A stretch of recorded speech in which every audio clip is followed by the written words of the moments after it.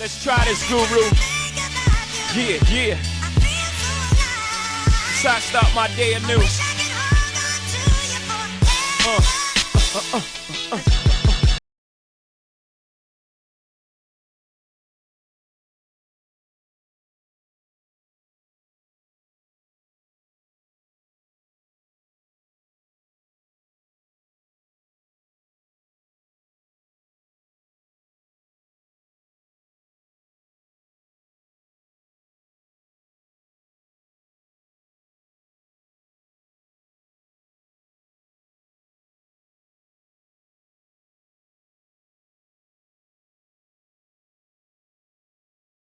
The ride, put the bomb in my sock so cops can locate the valve. I ain't freshly dressed, but got a Colgate smile.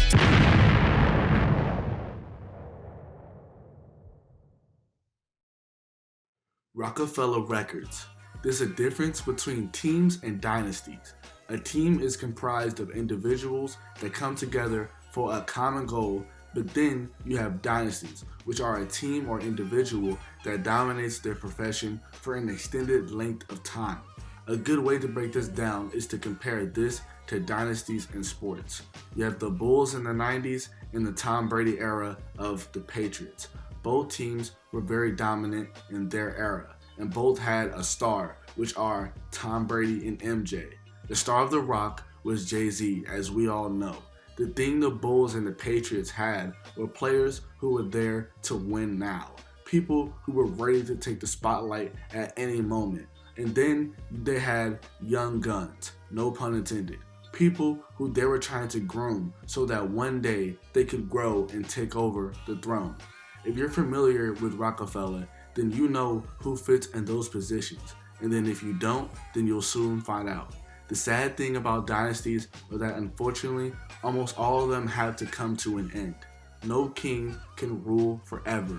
The good thing though is that the legacy of those dynasties will live on forever through the members of that dynasty and the people who will forever have memories of those glory days.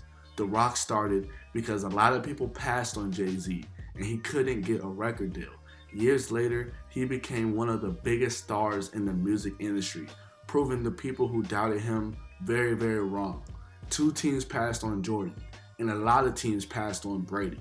Before I get more into the video though, I would just like to thank you guys for coming to see this, because you guys can be doing a million other things right now, but instead, you're here with me, and I appreciate that. If you guys like the content, you guys should like, comment, and subscribe to help the channel grow. I reply to all the comments, and I love going through them and seeing what you guys think. Also, follow my Instagram too. That would be greatly appreciated. You guys can DM me some video ideas or just show me some love, especially for this series. Like, tell me what you guys think about this series. But for real though, I'm going to need you guys to really support this documentary, man. Like, I put a lot, and when I say a lot, I mean a lot of time into research. Like, it's crazy amount of time, because this is what you guys wanted. This truly does take a lot of time to do, like all this research, and a lot of y'all know that I'm in college, so doing all this while going to school full time, it's just mad time consuming. And I do everything by myself, the research, editing, recording, etc. So I'm trying my hardest to give y'all what y'all want. People asked me for a JayZ doc, Kanye doc, Beanie doc, etc. And I thought, why not combine them to something they're all tied to, which is Roc-A-Fella. This will be a 3-part series, with the first part being about the rise, the second part being about the peak, and the third part being about the fall. I'm gonna need you guys to show and tell your mama, your kid, side chick, bottom chick, brother, cousins, all that about this doc, man. Like, for real, for real. I know that I ask you guys to like and all that on every video, but if there was a video that I really wanted you guys to do that on, it would be this one. Share it especially. I will say that I will try my best to report on different perspectives from all people who were there during the time of the events I'll be reporting on, while at times inputting my opinion. Comment down below your favorite artist or group on The Rock and why. Favorite project, favorite mixtape, what it was like back then, all that. Depending on how well this video does, It depends on how fast I'm dropping the part 2 for you guys, and that's the real. Also, represent where you're from in the comment section below. I want to see where y'all are tuning in at, and especially if you're in New York. Definitely represent where you're from. Without further ado, I give you the documentary of Roc-A-Fella. Every dynasty has their start, and Roc-A-Fella is no different. The founders of the label were Dame Dash, Kareem Biggs Burke, and Sean Carter, aka JayZ. Both Dame and Biggs were hailing from Harlem in Manhattan, and JayZ from Brooklyn. Jay in the late 80s and early 90s was an up-and-coming rapper appearing in JayZ's Hawaiian Sophie video and song in 1989. JayZ was from the same projects as JayZ, which many of us already know is the Marcy Projects. Jazz was a friend and mentor to Jay and was there for a lot of Jay's early career up into their fallout in 2002, which we'll get into in the next episode.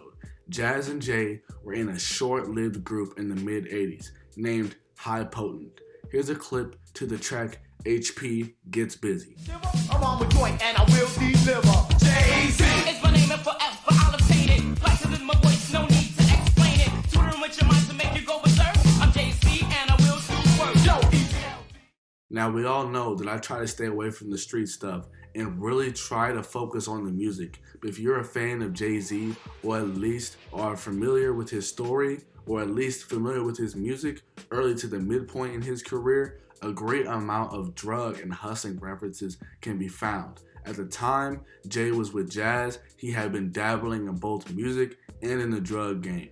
Jazz is quoted as saying, "Truth to be told, we both dabbled, in and out. When bro talk about spending money from 88 on Dead Presidents, you know 88 was the year." I also can't mention JayZ's past in the drug game without mentioning D Haven, who is also from the Marcy Projects. And in Jay's own words from the song December 4th off of his The Black album, where Jay said that D Haven introduced him to the drug game.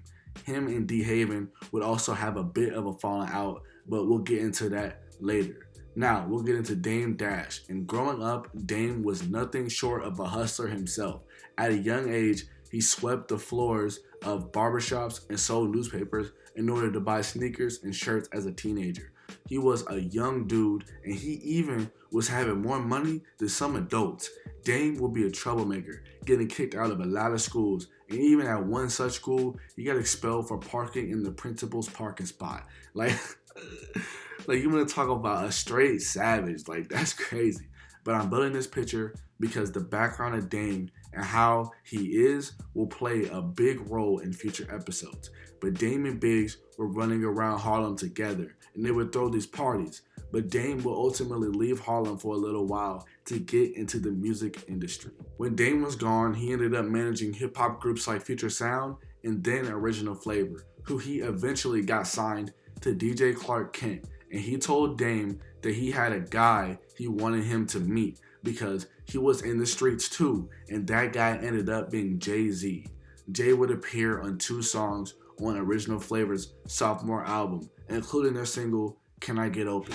You wanna fly style? Jay's about to show it. Well, can I? It's never a question of how, but when I rip it, will I quit it, forget it? Still I always a point whenever I hit it. Biting's forbidden, don't do what y'all done it too late, y'all did it.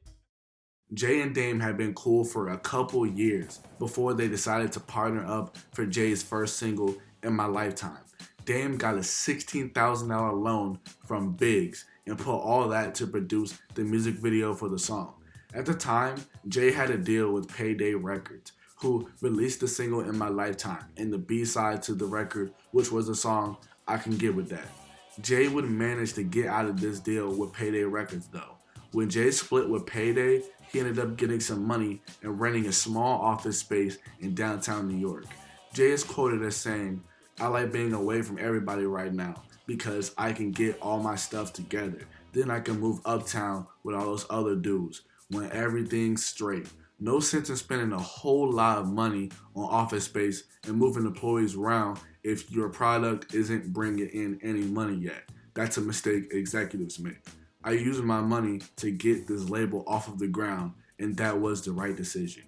In Biggs' own words, Once a couple of doors got closed and some things couldn't get signed, they brought him in as a partner, and Biggs made them an offer that both Dame and Jay couldn't refuse, and Roc-A-Fella was started.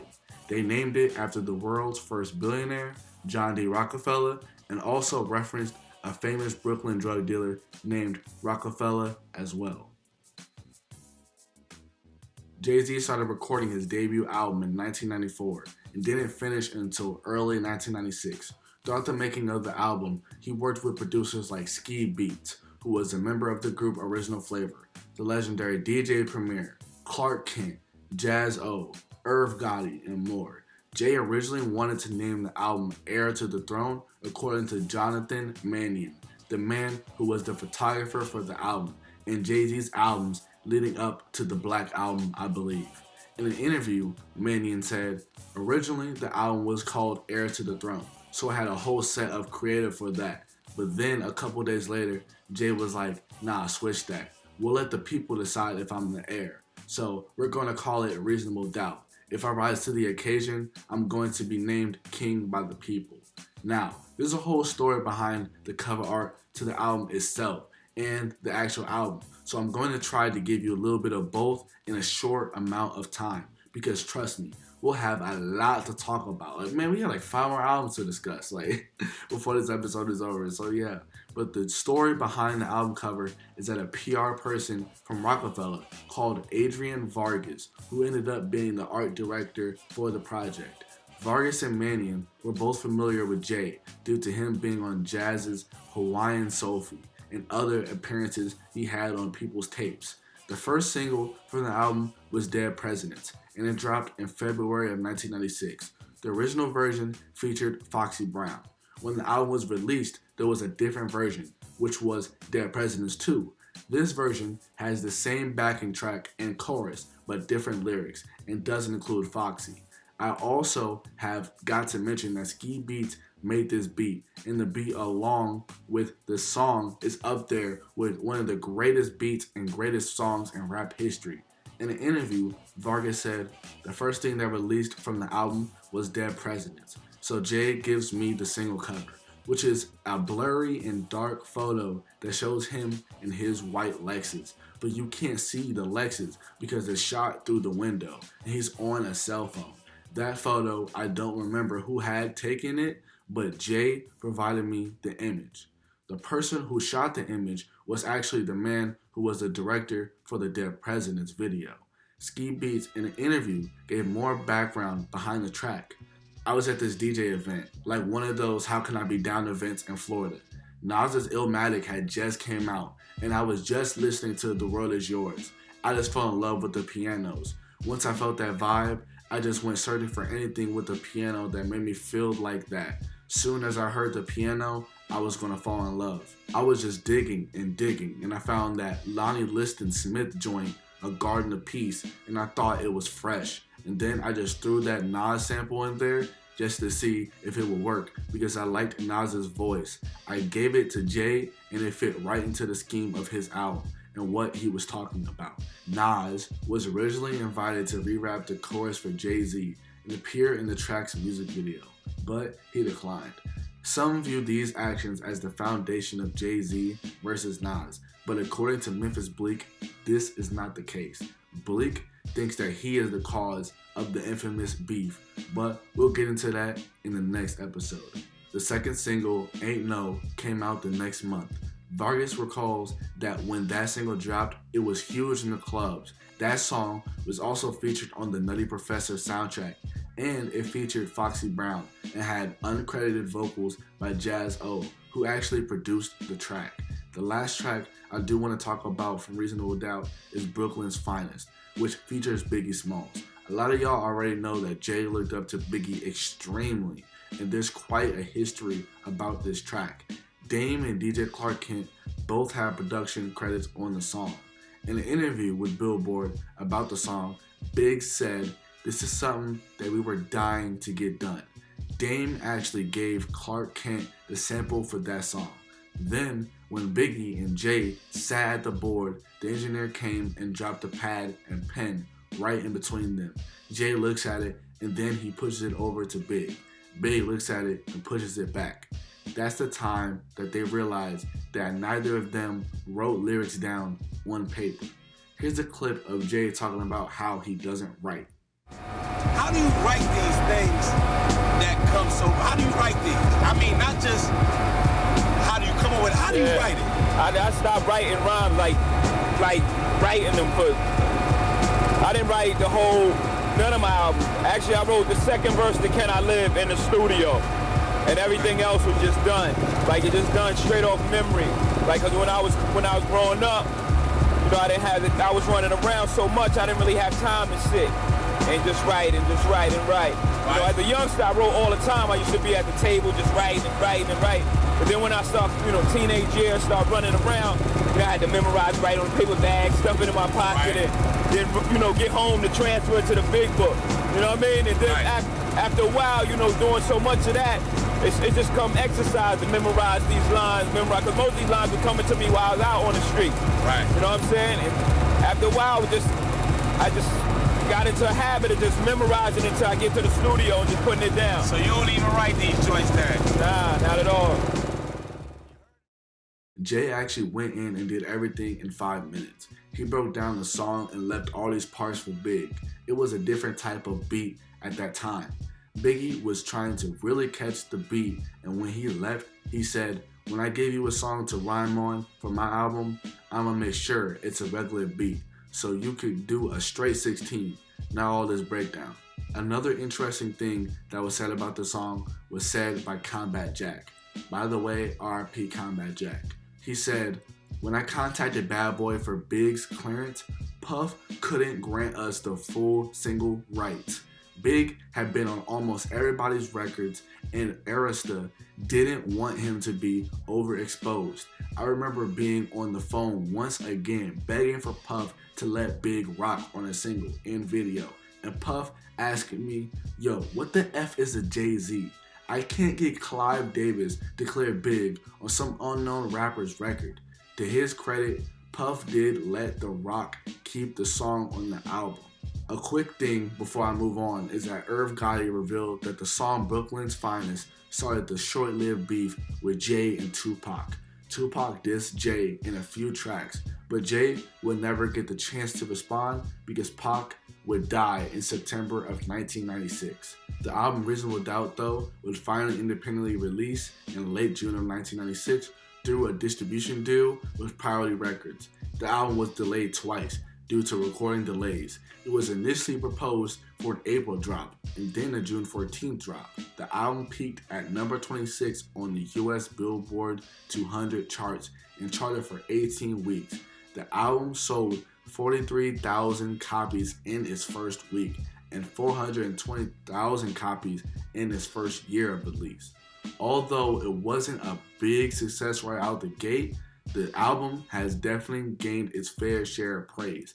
It definitely ended up proving a lot of doubters wrong because before this, record labels thought that JayZ wasn't really that good and passed on him.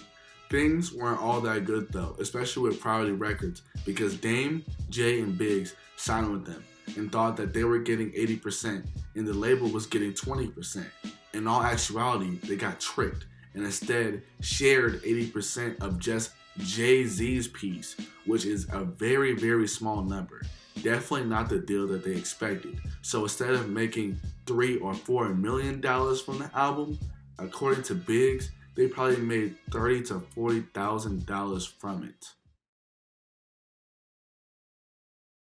The year is now 1997, and Jay is feeling the buzz of his debut album. As said earlier, the success wasn't all the way there at first, but it kept gradually building and building as time went on. In the spring of 1997, Def Jam would purchase a 50% stake in Roc-A-Fella. Sadly though, in March of 1997, Biggie Smalls was murdered in Los Angeles.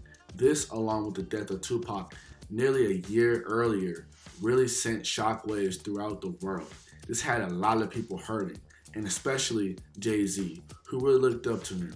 And according to Biggie's mom, she said that Jay was always there for Big. Here's a clip of JayZ talking about Big. I was in the house. Actually, I just got off the phone with him. And I was talking to him on the phone, and he was, he just like so happy. He was ecstatic, like, yo, because I was supposed to go out there probably like in 2 days. I was gonna go that day, but I was just moving, and I was just came back from somewhere, and I wanted to be out there. So it was like, oh yeah, Playboy, like just screaming on the phone, music in the background. I was like groggy and tired, like talking on the phone, like, yo, dawg, I'll be out there tomorrow, the next day. You know what I mean? Oh, you missing this? It's just like real happy. And then like I hung up the phone, and the phone rang again, like maybe like a half hour behind that. But see, as I spoke to him, like I just spoke to him, I was like, nah, like I immediately dismissed it, like you bugging. He was like, son, it happened, I'm telling you. Son, my man Gotti had called me. So I was like, nah, go make sure, go find out, you know what I mean? I think that's a room I just got finished speaking to, So, and then D-Roc had called, like right after that, a little while after that, that's when I was just like, and I was just getting a flood of calls, like, the whole night. So that's when it really was like setting in. I was just still in shock, like, nah, I just can't be. In October, Jay would release the first single for his sophomore album, which was Always Be My Sunshine. This song was an interesting choice for a single, to say that much, or at least a song on the album, period. Everything from the song's lyrics and sound indicated JayZ's change from his mafioso rap style to a more mainstream style, which was requested by his new partners at Def Jam. It was basically what people perceive as changing their sound to sell out to the masses. The song wasn't well received by critics and many fans, but Hov did receive regular airplay on MTV, which in the 90s was a big deal in the music industry, unlike today. In an interview with DJ Who Kid, French Montana said that JayZ told him that dropping Sunshine was the worst mistake of his career, and he felt like it prevented him from dropping an undisputed classic. In early November of 1997, Jay would release his sophomore album, In My Lifetime Volume 1, alongside Christian's album, which was released the same day. Christian was the first R&B act on Roc-A-Fella, and the people of Roc-A-Fella thought an R&B act would expand their reach.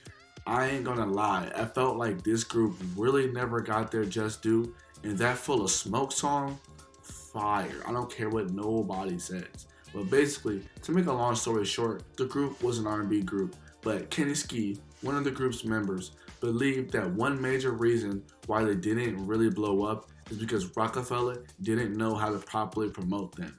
They were promoting them in the same avenues as hip-hop, which obviously didn't work. I'll get more into Christian a little later though.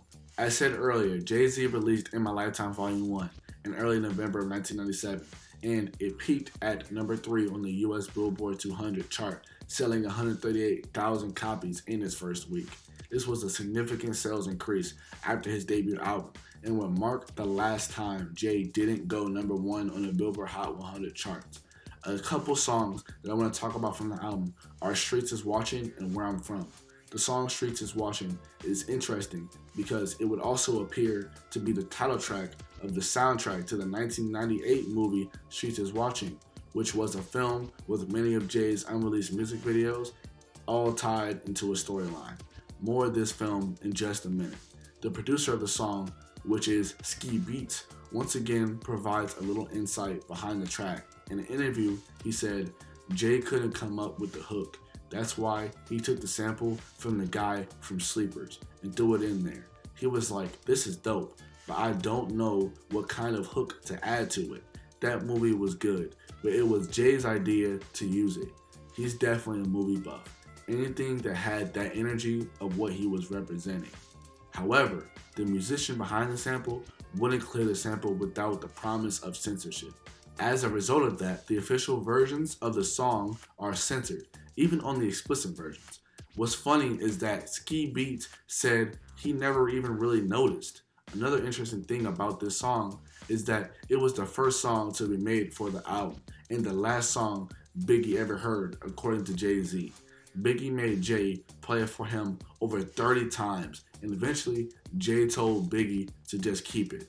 The song Where I'm From has a history to it, and one of the producers from the track, Raw, played it for Diddy in a rough form, where there were no sound effects, no extra percussion, and Diddy passed on it.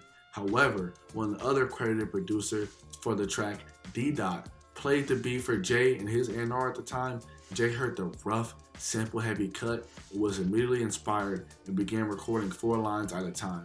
D-Dot in an interview recounted the experience by saying, "I came to the studio so we could do the vocals together. He was very cool, smooth, laid back about it. He would listen to the track and pace back and forth in the studio. I saw JayZ walk back and forth from the booth to the control room.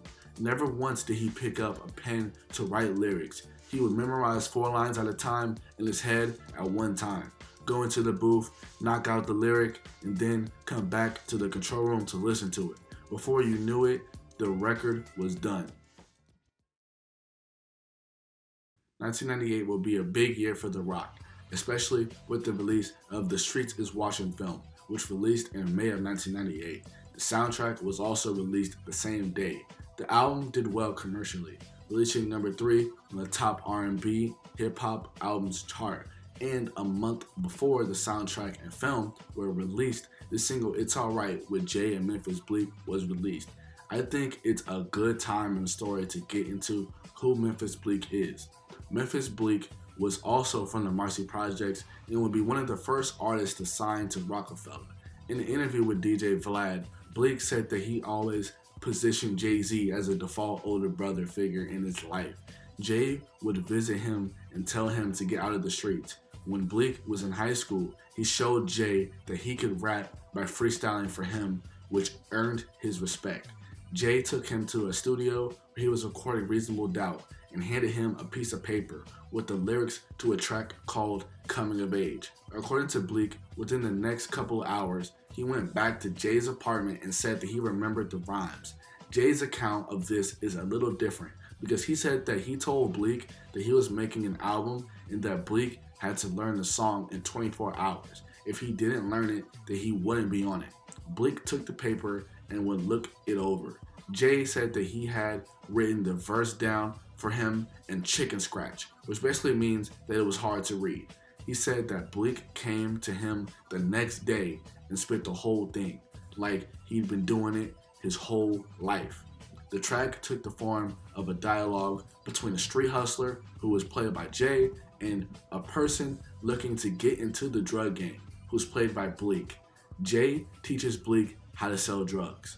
Although the song was just a start for Bleak, it would unfortunately set the tone for Bleak's career, which we'll discuss more of that later in the series. This song would also see 2 songs from Christian, which were Pimp This Love and Your Love. Even though this was a good look for them and did bring them a little bit more of attention, it also seemed as the more days that went on, the more the group became an afterthought. JayZ was really starting to blow up and become a star, so a lot of focus was being put on him at the time. The group felt like they were being loyal by promoting Rocaware, which we'll get into in a little bit, and always spoke really positive about The Roc. The group soon grew impatient and resentful. Jay was becoming this big star and doing videos, but they weren't in any of them, and had a lot of songs, but they weren't singing on the hooks. Kenny Ski would soon leave Roc-A-Fella Records, while Allen remained on the label in hopes to release a solo album. In August of 1998, Jay would release the first single for his 3rd album, which the single was Can I Get Up, with Emil and Ja Rule. By the way, Emil's story will be in part 2 if you were wondering. The song, though, would peak at number 19 on the Billboard Hot 100 chart and was a smash hit. It would also feature in the hit movie Rush Hour with Chris Tucker and Jackie Chan, which also boosted the song as well. At this time, this was one of Jay's biggest hits, but the next single Jay would release would absolutely change his career forever. The next single was Hard Knock Life, Ghetto Anthem, which released in October of that year. This is cited as the moment when Jay officially became a superstar. He had finally put all the puzzle pieces together. At the time of its release, this song was the most commercially successful JayZ single. The song would peak at number 15 on the Billboard Hot 100 chart, and also was the first single to achieve significant success outside of the United States, peaking within the top 10 of the charts in several countries, including Canada, Germany, and the UK. The song was also nominated for Best Rap Solo Performance at the 41st Grammy Awards in 1999. An interesting fact about the song is that to clear the anti-sample, Jay wrote a letter to the song's copyright holders and told them that he'd seen the musical on Broadway as a child and written a competition-winning essay on it at school. As we all know now, that sample was cleared, and the rest is history. In September of that year, Volume 2 Hard Knock Life would release and would be Jay's first album to go number 1. And ever since then, he hasn't not went number 1. So for the rest of the series, whenever I don't say an album went number 1 from Jay, trust me, it went number 1. But the album sold 350,000 copies in his first week, which topped his last album. Here's a video of Jay talking about the album. I never really wanted to be like just making albums every year. You know what I mean? That wasn't my intent. My intent was to come in here so we can have some place, you know, for myself and my peoples, you know what I mean, so we can work and we can enterprise in a legit manner, you know what I mean, was to have Roc-A-Fella. It wasn't for me to be, you know, JayZ an artist. That's why I said that the first album was supposed to be the first and the last, you know what I mean? That was the plan right there, you know, but then, you know, I don't know, we ain't know too much about this whole music thing. You got in there and seen the different things that transpired and things that go on. You can never plan nothing like that in the music business. You know? Another song that I want to talk about off of this album is Money, Cash, and let's just say thoughts, okay? For this video, Money, Cash, Thoughts, okay? What's funny about the song is that the producer of this track, Swizz Beatz, said that the song started off as a joke with him sliding his hand across the keyboard. The song was originally meant for Busta Rhymes, and Busta said that he was crazy, but not that crazy for this beat. Like that's crazy. Swizz played the beat for other rappers, but when he played the beat for Jay, he was very open to it. Also, all the what ad-libs you hear from DMX were actually done live. Fun fact. And Swizz didn't start sampling them until later. A couple months after Volume 2 Hard Knock Life, DJ Clue would release his debut studio album, The Professional. This was a big deal because Clue was very known for his mixtapes in the streets, and there was a lot of DJs at this time doing their thing in the streets. But Clue dropping this album was a big deal because this took it from the streets to the mainstream. It took things to the next level. Clue was getting people, like, you gotta figure all the people that Clue broke on his tape, that's, you know, now successful recording artists, all, you know, got videos and stuff and, you know, things out, you know. He broke just about every major artist right now, you know, was first heard on the Clue tape. You know what I'm saying? Like, he was so important to hip-hop and so important to everything that was going on in New York. Like, you could get a deal off a Clue tape. If you kill a Clue tape, right, you know what I mean? You on your way to getting a deal. Like, Cannabis, that was his first, when he dropped those 150 whatever bars they was on Clue tape. You know, Cameron and DMX, the Get At Me Dog was on Clue. It was a freestyle for Clue. That's how that started out. You know what I mean? And it's actually turned out to be, you know, the record that really catapulted him to being a superstar, you know. A little backstory about Clue is that he was born in Queens, New York. He built his reputation with street-level mixtapes and quickly became one of New York's leading DJs who had some of the latest tracks by the biggest rappers at the time. The album featured primarily exclusive tracks which boasted some of New York's top artists such as Nas, Mobb Deep, DMX, Big Pun, JayZ, Raekwon, Ja Rule, and the list goes on. The album peaked at number 26 on the Billboard 200 charts, and it would attain gold status the month after its release. 1999 will be the last year I cover in this chapter. This will be another big year for Roc-A-Fella, and it's actually the year they started Rocaware, the clothing brand. I'll play a clip of Jay talking about the start of the brand.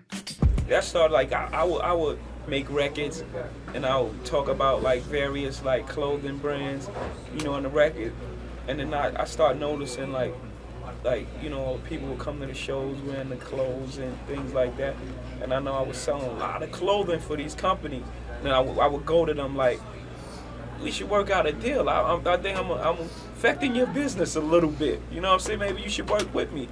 You know, we could work together, do some ads and things like that.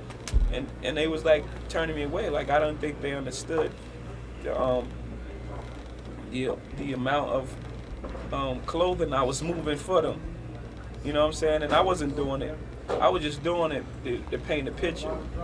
But at the same time, it was economical for them. And, you know, they wasn't compensating me for it at all. So I was like, maybe I could just start my own thing, start my own clothing line, make it the right fit, just baggy enough for everybody and the right style. And just, man, once that idea started, it was off, man. It was off and running. Musically though, the first album to drop on Roc-A-Fella that year was Memphis Bleak's debut album, and the first single for the album, Memphis Bleak was released in June of that year. Bleak has said that the first single was actually meant to be What You Think of That, but he said that sample wasn't cleared in time to release it.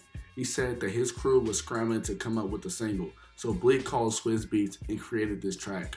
Once they got Jay on the track, What You Think of That, then the sample was cleared. The album, Coming of Age, would release in August of 1999 and would peak at number 7 on the Billboard Hot 100 charts. After releasing this album, Bleak would feel the buzz, but he would still be in the shadow of Jay, and the people perceived him as Jay's sidekick. But, I mean, like, debuting in the top 10 with your debut album is still impressive though. Even though Roc-A-Fella was starting to really make a name for themselves, it almost came to a screeching halt in early December of 1999. A top rap star is busted. JayZ turned himself in tonight, and the cops started working on his rap sheet, accusing him of a stabbing at a trendy party. Kimberly Richardson is at Midtown South right now. Kimberly. Well, Rosanna, just a few hours ago, police here at Midtown South arrested Sean Carter, better known as JayZ. The rap star voluntarily turned himself in here at the precinct earlier this evening. Now, Carter is being held here in connection with that stabbing fight that erupted at the Kit Kat Club last night. But just a few moments ago, Carter's attorney had this to say. In November of 1999, when Q-Tip released his debut album, Amplified, a few days later, after the release of Q-Tip's album, he would celebrate the release with a party in Manhattan at the Kit Kat Club. Prior to arriving, JayZ held his own party and listening event for his upcoming album, Volume 3, Life and Times of Sean Carter. There was a huge problem though. This upcoming JayZ album was scheduled to be released in late December of that year, but a month prior to it being scheduled to be released, it was already in the hands of bootleggers who had already leaked it a month in advance. This flood a month prior to it being scheduled to being released caused Jay major anxiety, and he didn't know who to blame. Word begins to get out who may have allegedly had a part in the bootlegging and leaking of the album. But for some reason, Jay kept hearing Lance Rivera's name, and allegedly, Jay blacked out with rage, and Lance Rivera was ultimately stabbed. Now, there are multiple conspiracies about this night and the stabbing. One theory is that Jay didn't even stab Lance, and the other is that the stabbing was never about records, and instead it was about Charlie Baltimore, because allegedly, Jay was trying to get with Charlie Baltimore, who actually used to be Biggie's girl before he died, and Lance wasn't having it. I'm not here to say which is true and what isn't and all that, but there's multiple sides to every story. If you want to hear more about this event, then I suggest you watch my video I did on Cameron and JayZ. I'll put the link in the description. JayZ was facing 15 years in prison if he hadn't pled guilty. Jay decided to take a plea deal that reduced his 15-year sentence down to 3 years probation. In the midst of all this legal matter, Jay would release Volume 3, Life and Times of Sean Carter, in late December of 1999 and sold 462,000 copies in its first week. The sales week was 30% more than the first week's sales of Jay's previous album, Volume 2, Hard Knock Life. The first single for the album, Do It Again, Put Your Hands Up, released in mid-December of 1999. The song featured Emil and Benny Siegel.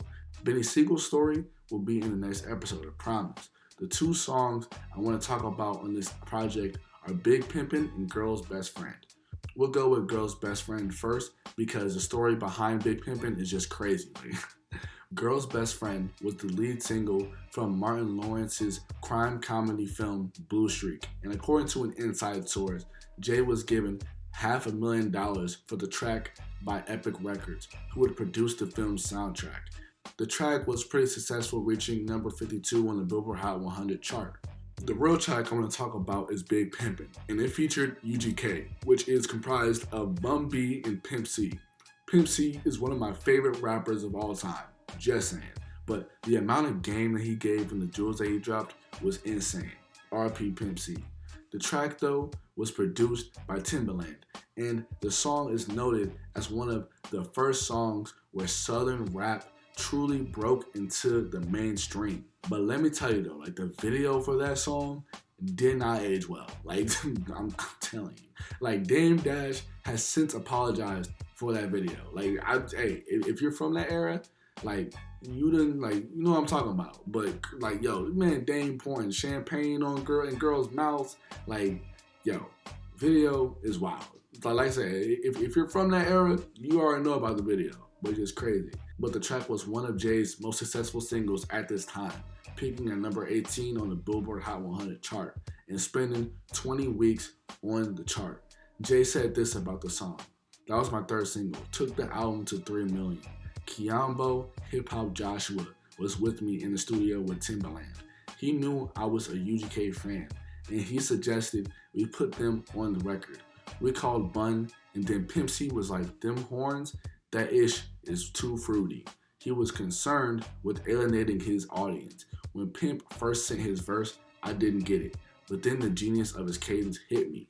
Back then, MTV's making of the video was really impacting record sales, and I had to have that. I got Hype Williams, and we had all the legendary video vixens. I doubled down at the right time, and it took off. By the way, the Big Pimpin' video, the budget was around like $2 million. The video was shot both in Trinidad and Miami. JayZ and Bun B ended up making the flight out to Trinidad and Tobago, but Pimp C refused to leave Houston to shoot the video. Hype Williams, who was the video's director, kept trying to convince Pimp C to come, but he refused. This forced Jay and the Roc-A-Fella Records team to leave to Trinidad with the high-budget video for a massive single that had 0 seconds of Pimp C in it. Man. But Pimp C wanted to shoot the video on his terms, so they shot the video in Miami, and it turned out to be iconic. Pimp C had probably one of the baddest video vixens back in the day, which was Gloria Velez, and he appeared in a mink with no shirt on. He had that clean Mercedes, and even though he purposely gave Jay a few bars, to me, he has one of the best and most impactful verses on the song. Pimp C wanted to rap about the most country things, like sipping lean, how all his cars got leather and wood, and all that and more. Jay even had to add a final verse to the song because he felt like people thought that it would have been UGK featuring him. And the short Pimp C verse is also why Bun's verse is longer. This will conclude the episode for today. I'll be working on part 2, but how fast y'all get it depends on how much love I see this episode get. This truly does take a lot of time to do a lot of research. And a lot of y'all know, like I said earlier, that I'm in college, so doing all this stuff, like while I'm full-time in college is just mad time consuming. So if y'all made it this far, like I truly love y'all. Like, yo, like from the bottom of my heart, like you guys are the best. I'm going to need y'all to really support this, man. I wish I could have talked about albums more in depth, but like that would take a whole bunch of time and like every video, and like we have like 8 albums to talk about, so it's like it's very hard to really talk about it in depth in a short amount of time. So it's just going to be a whole separate video. Part 1 was a lot about JayZ because from the early part of the Roc, it was primarily him dropping. But this next part is like where like I'm going to be talking about like Cam, Joel, Emil, Beanie, State Property, MOP, all that. So like stay tuned.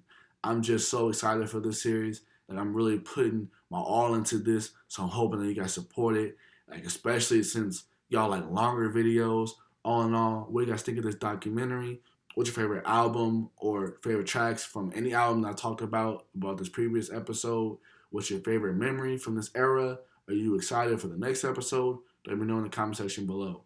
I love you guys with all my heart. I'm out, y'all. Peace.